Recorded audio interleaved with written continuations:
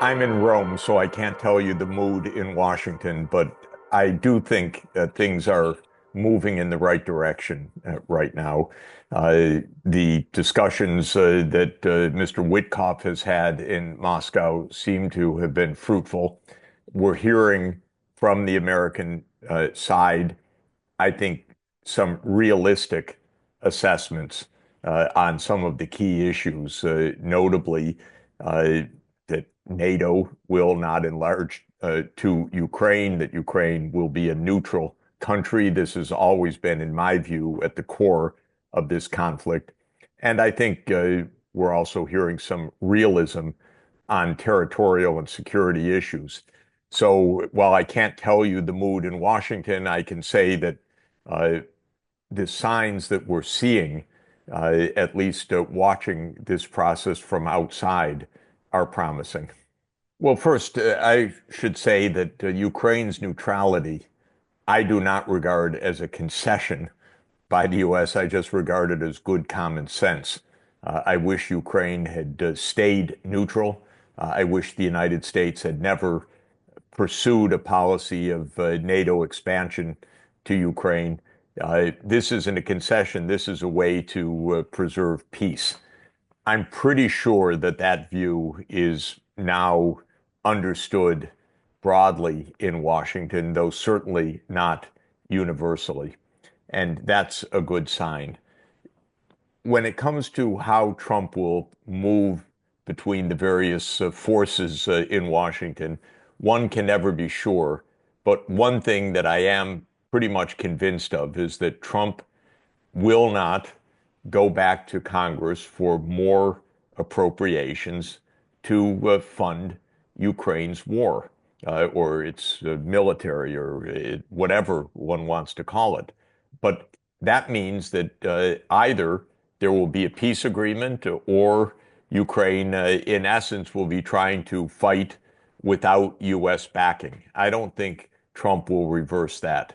To my view, and I've always believed this, that if the United States stops its funding, Ukraine will have to come to the negotiating table and should, of course, because I believe that this war could have been avoided and should have been ended years ago. So I think what Donald Trump is doing and what he's likely to do, which is no more funding for armaments or for funding the Ukrainian war effort, means that we are coming quite close to a peace agreement. Within Europe, there continue to be warmongers, continue to be uh, a lot of governments saying, we will fight on, we will back Ukraine, we don't accept the U.S. approach. Uh, this is both unrealistic and very unwise. Europe does not have the means to back Ukraine. More importantly, Europe is European leaders who say that the war could continue really are not serving their people and they're not serving Europe. This war should end for mutual benefit. This is not a question of who wins and who loses. This is a question of everybody winning by the end of this war. And if countries in Europe uh, support Zelensky's maximalist position, for example, yes, of course, NATO enlargement. Yes, of course, a return of all territories to the 1991 borders. Well, this is fatuous. This would mean probably eventually the defeat of all of Ukraine, but it would also surely mean a tremendous amount more of killing and deaths for no reason that is remotely justifiable. I think in this case, Trump has really the backing of the American people. Uh, the American people are not interested in spending tens or hundreds of billions of dollars more for this war to continue. They're not interested in uh, backing uh, NATO enlargement and extreme positions by Ukraine or by Europe. They're not interested in the United States being endangered by a direct conflict. So no doubt there are hardliners in Washington. Of course, there always are. No doubt Trump has some within his own team, because after all, this is not a group that speaks with the same voice. But on this case, Trump has the broad backing of the public. And actually, if he tried to do the opposite, if he somehow said, we continue this war, he'd face a lot of opposition in the United States. So I think in the end, if he chooses properly, he'll be able to maintain that position, even with the opposition of hardliners. I believe that these tariffs will never really come into effect, other than perhaps this 10% baseline. Even that, I'm not so sure. But Trump has suspended almost all the rest, except vis-a-vis China. And now the U.S. Treasury Secretary is openly saying that the dispute with China should be de-escalated as well. This is a losing position for the United States. The policies don't make sense. They have cost trillions of dollars of losses in the stock markets around the world. Nobody is winning out of this, certainly not the United States. They're not popular in the US. They're under legal attack because, and I agree with the assertion that Trump has exceeded his constitutional authority significantly by trying to be one person rule when it comes to the U.S. trade system. This is not something that he has authority over. He can't just declare an emergency and then do what he wants. And I don't think that these tariffs would stand up in court.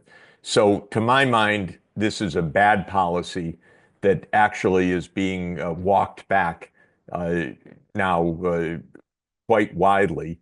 And you have Elon Musk saying, yes, we should move to low tariffs. You have Scott Bessent, the Treasury Secretary, saying we should diffuse the trade war with China. I think the sensible, or the relatively sensible, whatever, people in Washington are saying, come on, this is a loser. Get on with it. Let's get past this episode, which was a bad episode. The surprisingly positive news about Iran is that U.S. and Iranian officials have now met twice. And in both meetings, they came out of the meeting with a positive assessment that the meeting was fruitful, it was mutually respectful, and it made progress. This is both very good news and surprising given the usual U.S. animus or even hatred expressed towards Iran. Something more positive is happening right now. What is also surprising is that in these negotiations, the United States is saying no to Israel, which is a rarity. Usually, the United States does whatever Israel says, but Israel wants the United States to fight a war with Iran, and Trump seemingly is trying to avoid such a war. If this is the case, that is fantastic news. There's every ability of the United States and Iran to work out a perfectly sensible agreement. In fact, there already was one a decade ago, which Trump rejected in his first year of his first term. So it's possible to have a U.S.-Iran agreement. Israel wants a U.S.-Iran war, which would be devastating. So far, Trump is showing a good, constructive approach to this. This is good news. Traditionally, and I mean over the last 30 years at least, the United States has followed what Israel says. This is because of the power of the Israel lobby in the United States. The Israel lobby is a coalition of Christian fundamentalists and some parts of the Jewish community, though the Jews are divided about all of these issues in the United States. But this coalition has called for the United States to go to war on behalf of Israel. to pay tens of billions of dollars for Israel, to follow Israel's line. I happen to be among those who think that Israel's approach is completely reckless and criminal, in fact. I think Benjamin Netanyahu is a war criminal, and that understandably and properly he has an arrest warrant uh, by the International Criminal Court because Israel has been killing tens of thousands of people, innocent people, in Gaza, and it is trying to ethnically cleanse Gaza. So my view is the United States needs to break free from this Israel lobby. No president has done so in modern times. Biden perhaps was the most pathetic of all because Biden was complicit in what Israel has done in its war crimes in Gaza. Trump could do something different. He is doing something different when it comes to Iran, but so far when it comes to Palestine, he's basically followed the Israel lobby line. If that continues, it's a tragedy. The United States could actually be the key to peace in the Middle East because the United States is the only barrier to a state of Palestine. Uh, Palestine would be admitted as the 194th UN member state, but for the US veto. So if the US drops its veto, there will be a state of Palestine, whether Israel wants it or doesn't want it. That's what should happen. So the world should say to the United States, stop being the obstacle to peace. The world should say to the United States, yeah, we understand Israel's. They're never going to negotiate this. That's their extremism.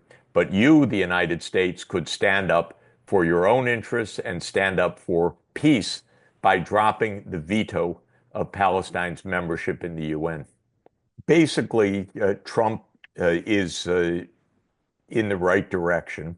There are reports that Mr. Witkoff is coming again to Moscow to meet with President Putin. If so, that's a good sign because that's been a series of very fruitful exchanges. The British have been terrible on this issue. It hasn't mattered whether it has been Boris Johnson or Keith Starmer. Britain has been among, if not the most vociferous of the warmongers. Really disgraceful. So the question is, meeting in London, will Britain stop its warmongering? And we should recall that Britain has been Russophobic, has been anti-Russia basically since 1840. So this has been now 180 years plus. Of course, with the some exceptions during World War II, when the Soviet Union was the main force to defeat Hitler's Germany. But typically, Britain has been Russophobic. Starmer needs to change that warmongering. And maybe today, maybe the United States can put some sense into the Europeans. And the sense is take the peace option, take the exit ramp, let's stop the war. If the Europeans stupidly proclaim, no, no, whatever you do, US, we continue to back the extreme claims of Ukraine, well, the war will continue. It will be tragic. The biggest loser will be Ukraine. The next biggest loser will be Europe.